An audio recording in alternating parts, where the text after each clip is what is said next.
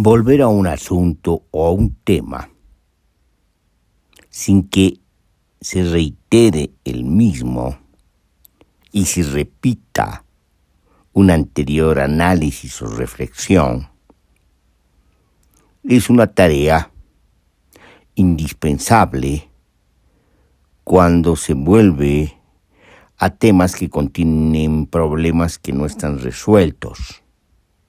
Y por lo tanto se tiene conciencia del espesor del tema, cuyo núcleo es el problema. Y por lo tanto de lo que se trata es de descifrar el problema, de conocer el problema, si es que éste se puede conocer. Pero ¿a dónde vamos? Que se conozca el problema hasta donde se lo pueda conocer. De lo que se trata es de tener en cuenta la problemática, que no solamente es problemática en relación al problema mismo y al tema mismo, sino en relación a la relación que se tiene desde la reflexión y el análisis con el problema y el tema. Porque la mirada cambia, las perspectivas cambian, los enfoques cambian. No necesariamente en un sentido de experimentación, sino en el sentido de una especie de maduración. En consecuencia, de lo que se trata precisamente es de volver al tema, pero volver al tema para lograr del mismo aspectos que antes no se habían visto. En consecuencia, volver al problema, que es el núcleo del tema, para abordar aspectos problemáticos que antes tampoco se habían visto. Es decir, profundizar el análisis. De eso se trata. Bueno, buscamos volver al análisis de lo que hemos llamado la movilización prolongada del 2000 al 2005, que tiene sus hitos, sus ejes, aunque no son los únicos, pues no se agota la movilización generalizada en ellos, pero son referentes. La Guerra del Agua, de abril del 2000, obviamente abarcó más tiempos, antes y después. La Guerra del Gas, que corresponde a 2003, a octubre del 2003, que también tiene un antes y un después. En el medio está el bloqueo indígena campesino de septiembre del 2000, donde se sitian 4 ciudades, El Alto, La Paz, Cochabamba y Santa Cruz, durante más de un mes, casi 2 meses. Y ese sitio recuerda al sitio de la movilización de parte del levantamiento panandino, ya no con Tupac Amaru, sino con Tupac Katari. Entonces, hay una riqueza, pues, de los referentes, de las memorias, de las movilizaciones y de los objetivos que se trazan las movilizaciones. Y las movilizaciones entonces nos están mostrando su pluralidad, no son las mismas movilizaciones, aunque se dan en un mismo tiempo, que comparten un periodo, el periodo de la movilización prolongada. Y después viene, si ustedes quieren, la Segunda Guerra del Gas, que se da el 2005 y se pide la renuncia de Carlos Mesa, que es el presidente de transición constitucional, por no cumplir con la agenda de octubre, no cumplir con la nacionalización de los hidrocarburos, ni con la convocatoria a la Asamblea Constituyente, que eran las tareas encomendadas. Entonces, como verán, tenemos un periodo muy rico de movilizaciones donde en su duración el pueblo no solamente está agitado, sino está movilizado, se renuevan antiguas organizaciones se transforman las presentes organizaciones y se crean nuevas organizaciones. Y por lo tanto hay una reorganización en función de los objetivos mismos de la movilización. Hay una crisis. Hemos hablado de la crisis del proyecto neoliberal y por lo tanto de los gobiernos neoliberales, de los gobiernos de coalición. Hay una crisis de un Estado, del Estado-nación.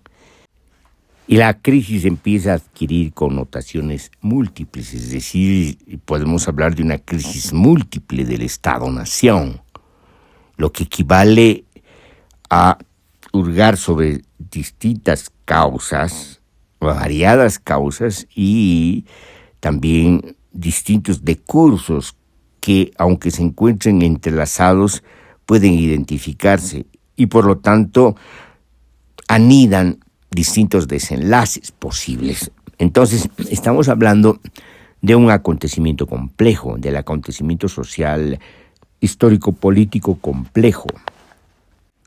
Sabemos que el desenlace de la movilización prolongada ha terminado en la convocatoria a elecciones y sabemos que esas elecciones la gana el movimiento al socialismo.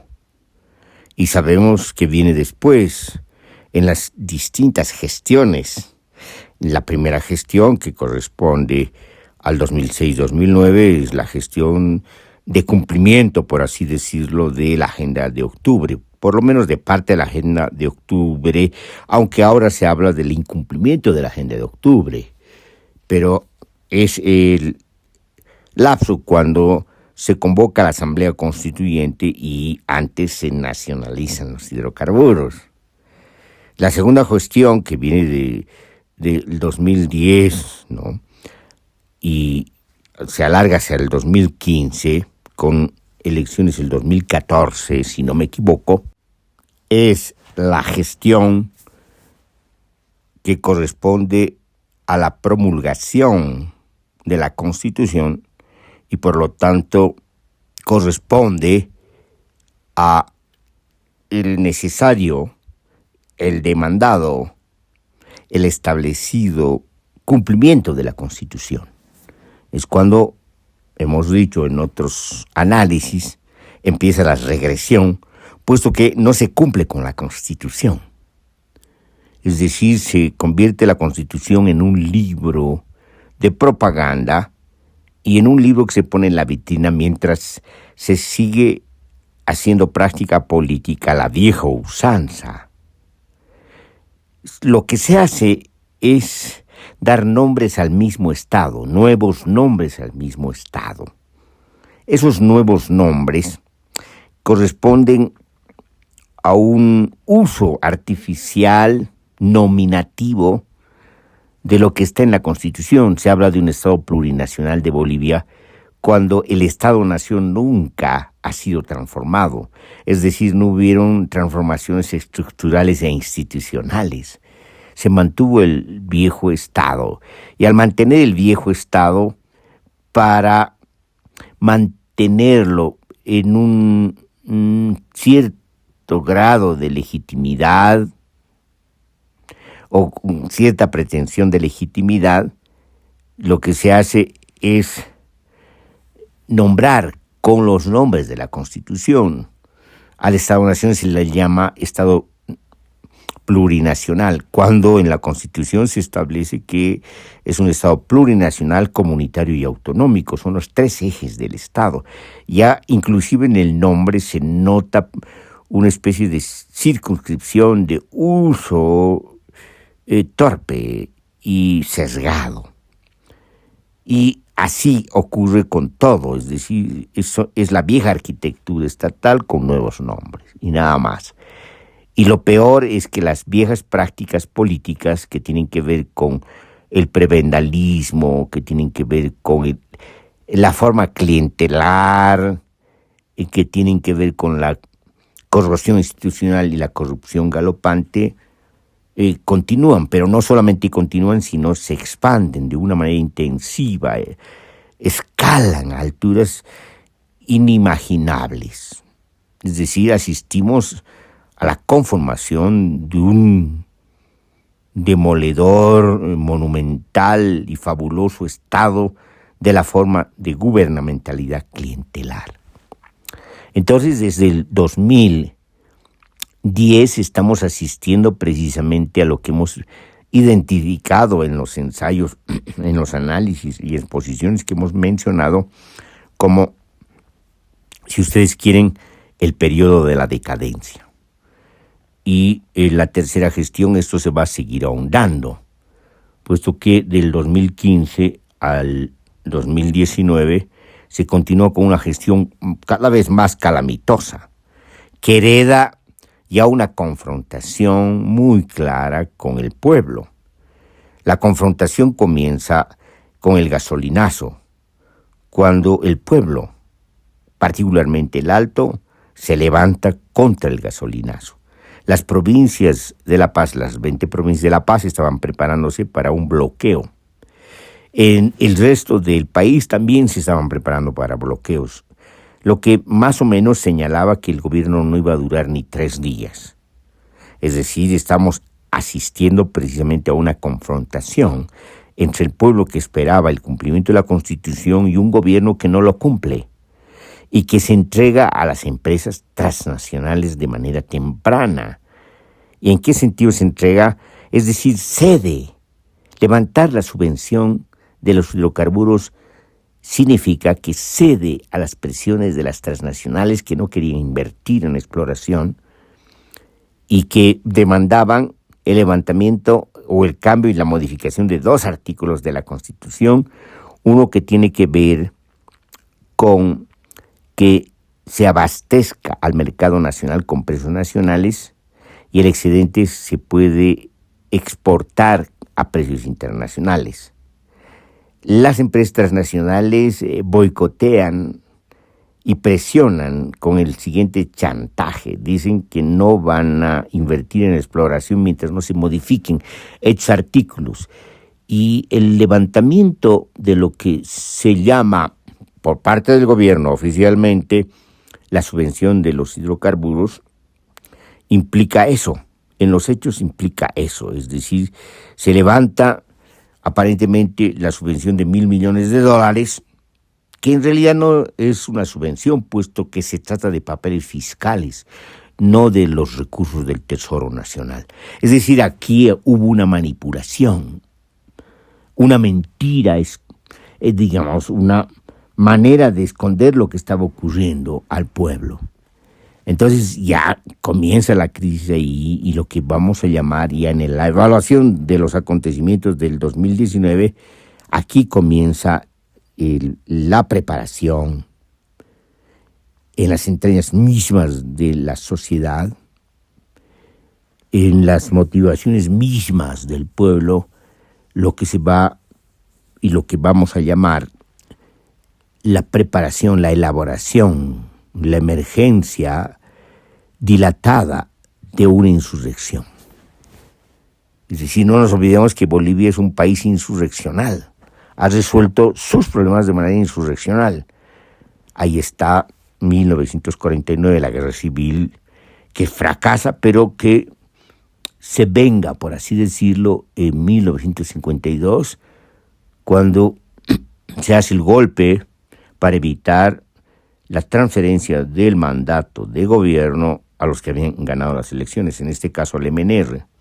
Entonces hay una revolución en 1952 y esa es la insurrección que resuelve varios problemas que se venían heredando desde la inauguración misma de una república, la República de Bolivia, que se convierte después en República de Bolivia, pero de una república que solo constitucionalmente era república, porque institucionalmente seguía manteniendo herencias obstaculizantes de la colonia, sobre todo porque no tenía un carácter republicano en la medida que no reconocía derechos, en la medida que no se ejercía la democracia, en la medida que se ignoraba a la mayoría de la población, que era particularmente indígena, en sus distintas tonalidades y lenguajes. Entonces, la revolución del 52 es una revolución nacional en el sentido de que lo que se hace es darle un carácter institucional a la república. Es decir, se construye un Estado-nación en el verdadero sentido de la palabra. Entonces, estamos ante un Estado-nación que se construye a partir de la Revolución del 52, de los efectos de la Revolución del 52 y de los efectos estatales que tienen las nacionalizaciones y las medidas de la Revolución del 52 que tienen que ver con la nacionalización de las minas, la reforma agraria, el voto universal y la reforma educativa. Entonces, como verán, este es un país insurreccional. Y lo que se viene definiendo, configurando desde el 2010 hasta el 2019 es una insurrección. Sin embargo, va a ser una insurrección truncada por la conspiración, no solamente de lo que se llama en el sentido común político derecha, sino también por el propio gobierno y el propio partido oficialista. Ambos, el partido oficialista y la oposición, no querían de ninguna manera una insurrección, que haya una salida insurreccional. De alguna manera son conscientes a ambos de que se venía una salida insurreccional y es impedida por un acuerdo que se da entre la oposición y el gobierno y el partido oficialista en varias reuniones que son promovidas o cobijadas por el llamado Tuto Quiroga, que es un representante de la oposición. En consecuencia, decimos que se trunca la insurrección por un acuerdo. El gobierno de transición en realidad es un acuerdo político. Sin embargo, se da bajo contingencias inesperadas. La orden de Evo Morales Ayma era de que nadie vuelva al Congreso. Y el gobierno de transición esperaba que nadie vaya al Congreso. Sin embargo, la base del Congreso, la base que nunca hablaba, que nunca tenía la palabra, no le daban la palabra, que solamente era tenida para firmar documentos y leyes, esa base que fue invisibilizada es la que se revela y vuelve al Congreso, creando una especie de compensación de fuerzas, es decir, evitando que se consolide un gobierno de transición de derecha. Esta actitud es inesperada por parte de los jerarcas del MAS que están en Buenos Aires y por el mismo gobierno de transición.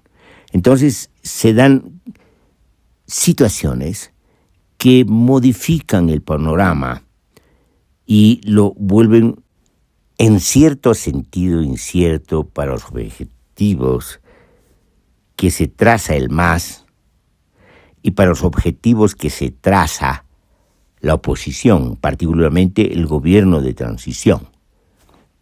Sin embargo, la insurrección que se venía gestando adquiere otras tonalidades durante el gobierno de transición como resistencias del pueblo, de parte de sus organizaciones, de parte del pueblo, que terminan, digamos, extendiéndose.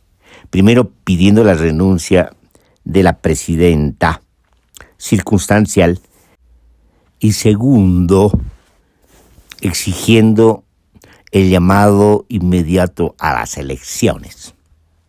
Como se verá, esta última gestión de los gobiernos de Evo Morales Ayma es problemática, es conflictiva y hace que se manifieste claramente la vulnerabilidad de un gobierno demagógico. Pero también nos muestra de manera muy clara la debilidad y la vulnerabilidad de una derecha que hace de la oposición una complementariedad fructífera para el propio partido oficialista, circunstancialmente derrocado. Como se verá, a todo este periodo, que es periodo posterior a la movilización prolongada, que tiene un interregno muy importante en la primera gestión de gobierno neopopulista, que es el propio proceso constituyente, es decir, un proceso constituyente que realiza la convocatoria de la Asamblea Constituyente. Proceso constituyente y Asamblea Constituyente que duran 1 año y 4 meses, se alarga el periodo por la crisis interna que se desata en la Constituyente y la crisis externa que se desata en el país, entre lo que se va a venir a llamar la media luna, es decir, las prefecturas, las regiones mandadas, administradas por las prefecturas de oposición y el gobierno. Esa crisis termina en situaciones dramáticas, tanto en la toma de instituciones por parte de la oposición como en el enfrentamiento en el porvenir, donde definitivamente es derrotada esta conspiración de la derecha. Entonces, como se verá, todo este periodo que tiene un interregno, como hemos dicho, de la Asamblea Constituyente y del proceso constituyente, un periodo que después deriva en lo que hemos llamado el incumplimiento de la Constitución y la restauración, por así decirlo, del Estado-Nación y de las viejas prácticas políticas pragmáticas y oportunistas que tienen que ver con la manifestación virulenta y sinuosa de la forma de gubernamentalidad clientelar. Entonces estamos ante dos formas de la crisis. Una crisis que se manifiesta con la movilización social y una crisis que se manifiesta en la forma de gubernamentalidad clientelar. En otras palabras, no salimos de la crisis. Es a partir de este entendimiento que hemos afirmado de una manera interpretativa que el Estado-Nación nace en la crisis y perdura en la crisis y se desenvuelve en la crisis. Es decir, es un Estado-Nación que convive con su propia crisis orgánica y estructural. Después de este repaso que hemos hecho a los eventos de dos periodos, el de la movilización prolongada y los periodos de gestión de gobierno de Evo Morales Ayma, es decir, del MAS en el gobierno, podemos preguntarnos nuevamente de qué es volver a hacer este análisis que ya lo conocemos, sobre todo en las exposiciones y ensayos que hicimos. La pregunta es, ¿qué significa volver a este análisis? ¿Cómo podemos volver al análisis y este volver sea un desenvolvimiento aportador, enriquecedor del análisis mismo? La pregunta, entonces, avanza a por qué ocurre esto. ¿Cómo funciona todo esto? ¿Cómo funcionan los engranajes, los dispositivos de poder, los agenciamientos de poder, las predisposiciones en el espacio geográfico político, en el espacio social? ¿Cómo funciona todo esto para que se den esas dos formas de crisis? Una crisis que estalla, se manifiesta como movilización, y una crisis que se manifiesta como deterioro del Estado, como decadencia estatal, como crisis múltiple del Estado-Nación, una versión demagógica de Estado plurinacional. ¿Cómo funciona la correlación de fuerzas? ¿Cómo funciona la correlación de fuerzas en el acontecimiento político? ¿Cómo distinguir este funcionamiento en dos periodos distintos de la crisis, en la crisis social y en la crisis institucional, mejor dicho, crisis gubernamental. Habría que diferenciar la configuración de la correlación de fuerzas en tiempos de la movilización social de la configuración de la correlación de fuerzas en tiempos de la vigencia institucional gubernamental. En tiempos de la movilización social, la movilización impone su fuerza desordenando el cuadro institucional. En cambio, en tiempos de la vigencia institucional, el peso de las instituciones impone la gravitación de los dispositivos de poder consolidados. En consecuencia, desde esta perspectiva, la perspectiva de la crisis, se tiene dos manifestaciones de la crisis. Una desde el protagonismo social, otra desde el protagonismo institucional. Mejor dicho, desde el protagonismo del partido que se encuentra en el gobierno y tomó las instituciones.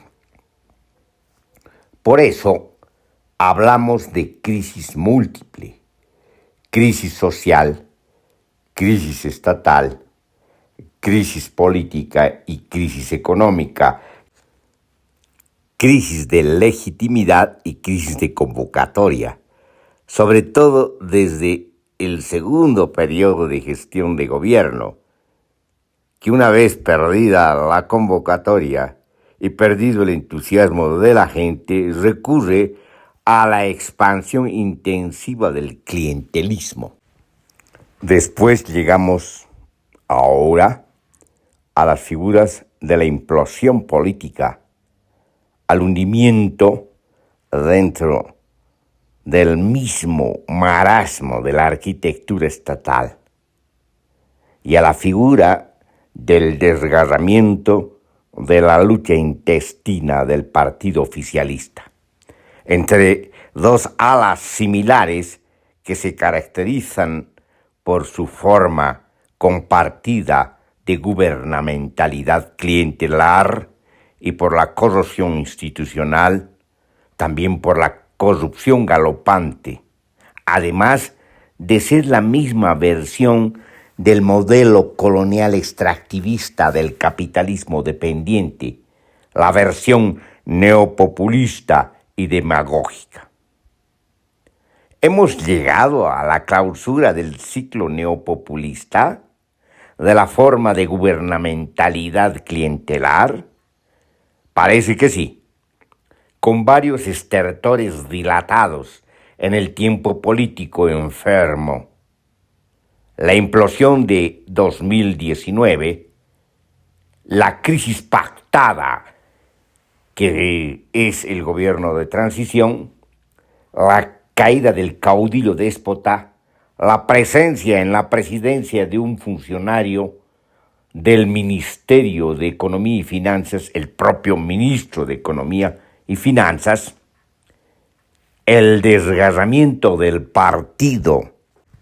Todo esto cuando han desaparecido los horizontes políticos, en plena crisis política en el continente, con el retorno de Lula en Brasil y la aparición de un outsider ultraconservador en la Argentina. ¿Qué nos queda? Nos queda la Constitución, con todas las contradicciones que anida la Constitución política del Estado plurinacional, comunitario y autonómico. Contiene un núcleo transformador en la utopía de las transiciones. El primer aspecto del núcleo transformador tiene que ver con los tres ejes transformadores del Estado: el plurinacional, el comunitario y el autonómico, lo que implica transformaciones estructurales e institucionales indispensables que den materialidad a la nueva institucionalidad que tiene carácter plurinstitucional, pluriadministrativo y de pluralismo de gestión pública, poniendo fundamentalmente la democracia participativa, el ejercicio del control social y de la participación, sobre todo en el contexto institucional establecido jurídica y políticamente por la Constitución de un sistema de gobierno de la democracia comunitaria, directa y representativa. Entonces, la Constitución exige y establece que los funcionarios no deciden ya nada. Se transfiere la decisión política, la construcción de la decisión política al pueblo. También se transfiere la construcción colectiva de la ley al pueblo. Está de más decir que nada de esto ha ocurrido. Lo que ha ocurrido es lo mismo que siempre ha ocurrido antes: el monopolio y la usurpación de los representantes del pueblo,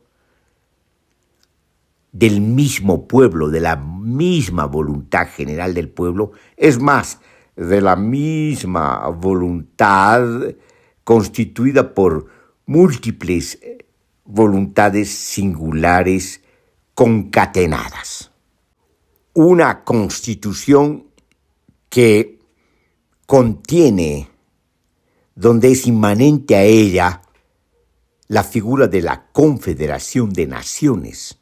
Un Estado plurinacional no puede ser sino una confederación de naciones. Y en tanto, Estado comunitario implica el fortalecimiento de lo colectivo y de lo comunitario como parámetros de la actividad política, económica y social, además de cultural. Como hemos dicho varias veces, el segundo artículo de la Constitución, que reconoce la preexistencia de las naciones y pueblos indígenas, la preexistencia a la colonia, implica de manera inmediata, y lo dice el artículo, el autogobierno, el ejercicio pleno de sus instituciones propias y normas propias, además, obviamente, de la lengua y la cultura propias, pero sobre todo establece la reterritorialización. Todo esto implica que de manera inmediata a la promulgación de la Constitución, las comunidades indígenas accedían de manera inmediata a su propia autonomía, al ejercicio de su propia autonomía. Pero nada de esto ha ocurrido. En vez de esto, el gobierno hace caso omiso de la Constitución, impone una ley marco de autonomía que nada tiene que ver con lo que establece la autonomía en el sentido del entramado de las competencias, que avanzan a competencias que fortalecen el carácter no solamente autonómico, sino incluso podríamos decir confederado, desde el punto de vista anarquista. De manera menor también, obviamente, desde el punto de vista liberal. No hay que olvidar que la Constitución se mueve en un trámite, en un transcurso, hasta se puede decir en un puente entre la herencia liberal del Estado, que avanza a formas y figuras que van más allá del Estado liberal, sobre todo con las conquistas de la Revolución Nacional y después con las conquistas democráticas de los trabajadores y después con las conquistas de los distintos derechos, de las distintas generaciones de derechos, volvemos a recalcar el carácter de transición de la Constitución, que en parte se puede decir es una transición hacia el Estado plurinacional, comunitario y autonómico. El punto de partida es jurídico-político, la Constitución, y la marcha tiene que ser institucional, de transformaciones estructurales e institucionales, que obviamente, no está de más decirlo, no se han hecho. No había ningún interés en hacerlo, puesto que el único interés era el teatro político. El único interés era presentarse como Estado plurinacional únicamente, a pesar de que la Constitución establece el carácter comunitario y autonómico, pero presentarse como Estado plurinacional de nombre, puesto que lo que ha continuado en términos estructurales e institucionales es el Estado-nación. Pero también una transición, como dice la Constitución, a lo que considera el vivir bien, que es desde nuestro punto de vista de lo que hemos expuesto en Potencia de la Vida, se trata de una ontología política. Entonces se trata de una transición a una concepción que podemos decir de manera más clara, ecológica, una transición hacia sociedades ecológicas. Esto no es solamente una utopía, es decir, una idea, una orientación a la que tenemos que marchar, sino que ha terminado siendo una alocución fantástica en los discursos de los gobernantes y voceros políticos del gobierno, que evidentemente todo esto obvian en sus comentarios supuestamente constitucionales. Hablando del núcleo transformador de la Constitución, tenemos que hablar de lo que establece la Constitución, que dice que los bolivianos y las bolivianas son los propietarios de los recursos naturales, inclusive son propietarios del espectro electromagnético, y el Estado queda solamente como administrador. Sin embargo, no está de más decirlo que esto no se ha cumplido desde ningún punto de vista y de ninguna manera, puesto que lo que han hecho es hacer lo mismo que antes, es decir, que la casta gobernante ha terminado decidiendo todo, entregando nuevamente los recursos naturales a las transnacionales extractivistas y a sus intermediarios del capitalismo salvaje, que son las cooperativas mineras, que de cooperativas no tienen nada. Se trata de propietarios privados enriquecidos, además, por todas las bondades jurídicas que tiene de parte del Estado y del gobierno, pues no pagan más que el 2% de impuestos. Se trata de empresarios privados que contratan a jovencitos que trabajan en condiciones de superexplotación, sin ley del trabajo, sin sindicalización, sin derechos. Entonces asistimos al retroceso a las formas del capitalismo salvaje más perverso. Por otra parte, los otros representantes o mediadores del capitalismo salvaje son los colonizadores o mal llamados interculturales, que de interculturalidad no tienen nada, que se han convertido en mafias de tráfico de tierras. Según Tierra, la organización Tierra o la Fundación Tierra, solo el 15% de las comunidades son asentamientos reales. El resto son asentamientos fantasmas. Están ahí para el tráfico de tierras.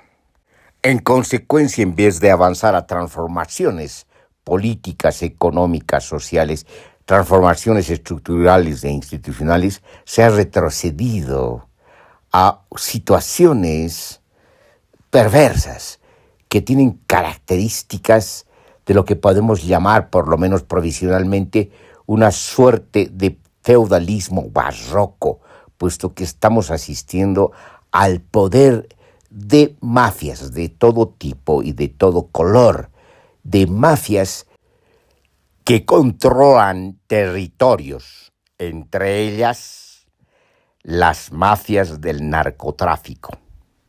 Asistimos a un mundo donde el lado institucional de la economía está atrapado en el lado oscuro de la economía.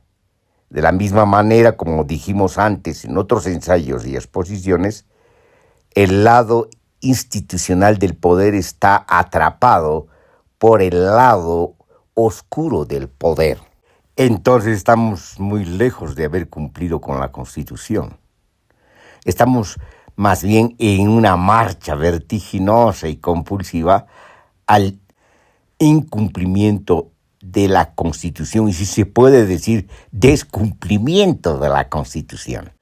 Su desmantelamiento sistemático por parte de los gobernantes. En términos de derechos, de la generación de derechos se ha retrocedido muchísimo. Empezaremos con los derechos de las naciones y pueblos indígenas, que no solamente no se han cumplido ni respetado, sino que se han atacado. Un ejemplo paradigmático es la invasión al territorio indígena y Parque Nacional Isiboro Securé, el TIPNIS. Todo esto encubriendo la concesión en el bosque a dos transnacionales extractivistas, después aparece una tercera, y todo esto encubriendo la ampliación de la frontera agrícola de la coca excedentaria del Polígono 7 y obviamente del Chapare. Siguen los incumplimientos y los atentados contra los derechos consagrados constitucionalmente. Se han anulado prácticamente los derechos de los bolivianos y las bolivianas al ejercicio de la democracia participativa, comunitaria, directa y representativa, a la construcción colectiva de la ley y a la construcción colectiva de la decisión política. Se han anulado su derecho a los recursos naturales y a la decisión sobre el destino de los recursos naturales. Se ha transferido estos derechos definitivamente al control de los recursos y de las reservas por parte de las transnacionales extractivistas mediadas por su agente, el agente gubernamental. Estamos muy lejos de lo que ha establecido claramente y orientando de manera luminosa la Constitución, que los recursos naturales están destinados al vivir bien, no a su mercantilización. Al contrario de este postulado de la Constitución, lo que se ha hecho es avanzar de manera compulsiva por la mercantilización y el saqueo de los recursos naturales en Bolivia. Ciertamente estamos muy lejos de la interpretación de lo que es economía plural en la parte de la organización económica del Estado. Al concebir la economía plural, se establece la necesaria integración y articulación entre las distintas formas económicas vigentes, la pública, la privada, la social y la comunitaria, de tal manera que se encamine esta integración hacia la finalidad del fortalecimiento de la economía social y la economía comunitaria, pasando por el barroco de la industrialización. Pero estamos muy lejos de esto. Lo que se ha hecho es lo que han hecho todos los gobiernos progresistas en el continente: ampliar de manera expansiva e intensiva el modelo colonial extractivista del capitalismo dependiente. Obviamente estamos muy lejos de la vía campesina que es inherente a la Constitución, pero además del desarrollo sostenible que abre el camino hacia una concepción ecológica, cuando se establece sobre todo el respeto a los bosques primarios y la necesaria armonía en los ecosistemas. Nunca está de más decirlo que nada de esto se ha cumplido, al contrario, se ha abolido, se ha actuado de manera completamente contraria y agresiva contra la madre tierra, la Pachamama, como se dice en el mundo andino, eloicos, como decimos los ecologistas de la complejidad. Este panorama nos muestra lo calamitoso de la situación, lo catastrófico desde el punto de vista ecológico, lo vulnerable desde el punto de vista de la soberanía, lo violento desde el punto de vista del ejercicio del poder, la demagogia expansiva que oculta lo que está ocurriendo por medio de la publicidad y la propaganda delirantes, cada vez, por cierto, menos creíbles, pero a pesar de eso se sigue diciendo lo mismo, como una inercia, para hacer ruido mientras se desenvuelve la decadencia. No hay industrialización, sino todo lo contrario, expansión intensiva del extractivismo. No hay vivir bien, sino todo lo contrario, malvivir. Por eso hemos llamado a los gobernantes, a los voceros, al partido oficialista, a toda su masa elocuente de yuncus, sus organizaciones apócrifas, jinetes del apocalipsis. Se han quemado millones de hectáreas. Solamente el 2019 se llegó como a 7 millones de hectáreas, más las siguientes 4 millones de hectáreas que se siguen quemando. Tenemos más de 10 millones de hectáreas. Nos acercamos a la destrucción calamitosa y monumental llevada a cabo en el gobierno de Bolsonaro en el Brasil.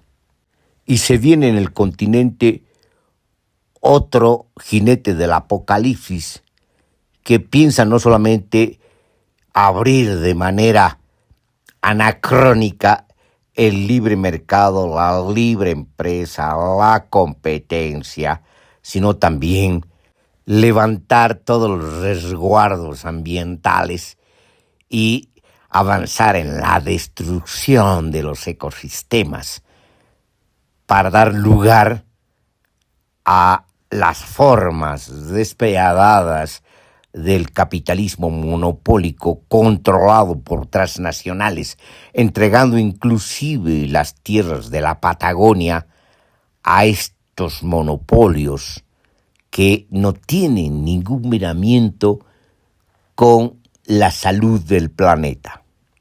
En estas condiciones, con el único aditamento compensatorio, pero obviamente de una compensación débil, con el retorno de Lula, estamos los pueblos del continente a merced de una crisis ecológica sin precedentes. Y obviamente también al desenvolvimiento más radical y extremo de la crisis múltiple, no solamente del Estado, sino también de la sociedad.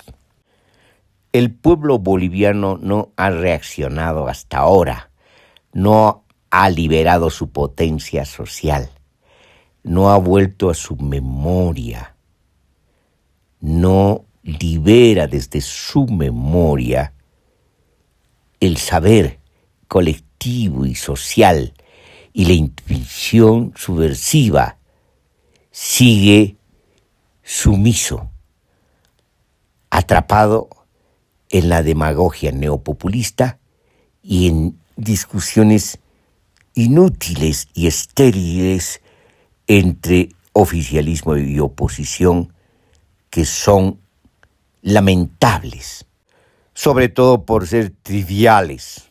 Además, como lo hemos dicho, a una guerra intestina banal entre dos alas similares del oficialismo.